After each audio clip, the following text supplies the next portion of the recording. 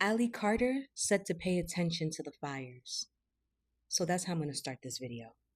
So Trump's Department of Justice, and we are calling it his Department of Justice. It's not an actual department that cares about justice, right?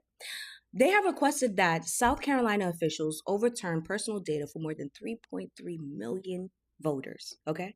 This included their names, addresses, birth dates, their driver's license numbers, as well as the last 4 digits of their social security numbers. The judge overseeing that case, her name is Diane Goodstein. She said no, protecting the information of those 3.3 million voters. You understand?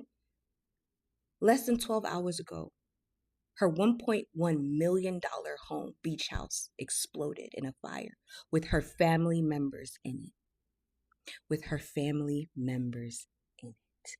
See, when this administration, the Trump administration, made the egregious request to demand the personal data of 3.3 million voters here in America, they said that they were doing it because they needed to compare the data to a different database, a database that was already being maintained by the Department of Homeland Security, right? But they said that they just wanted to see how many registered voters were on that list that matched up with non-citizens that were listed on the immigrations agents list.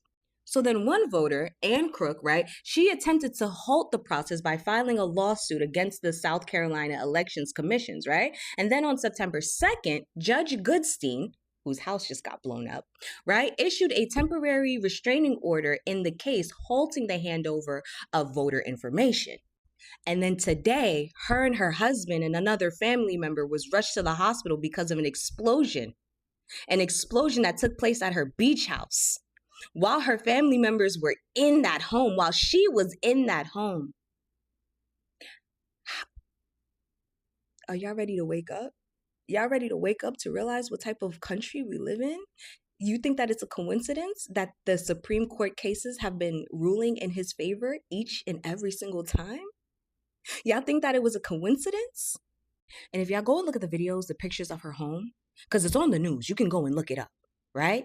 The entire home, 3 stories, engulfed in flames, while the surrounding homes around it, they're fine.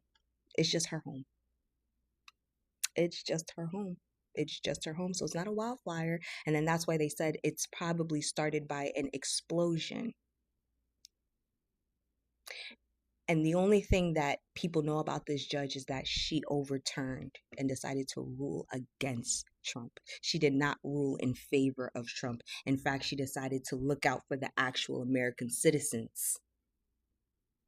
And her husband had to try to save her, another family member, before he jumped. He jumped, ended up breaking his legs, hips, multiple bones in his feet to save his life. And they did this to show her a lesson. Not just her, though. All of us. All the other politicians, all the other judges, best believe they're getting a warning right now. They're getting a warning right now. They definitely are. And this administration is going to make sure to have all of the politicians in their back pocket, because right now they're in the country that doesn't exist's back pocket. That's America's daddy right now. That's America's daddy. The country that doesn't exist is America's daddy.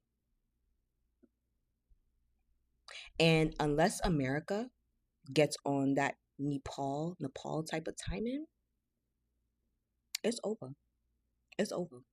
Because it's definitely not a democracy. We don't live in a democracy. This is not even an oligarchy anymore.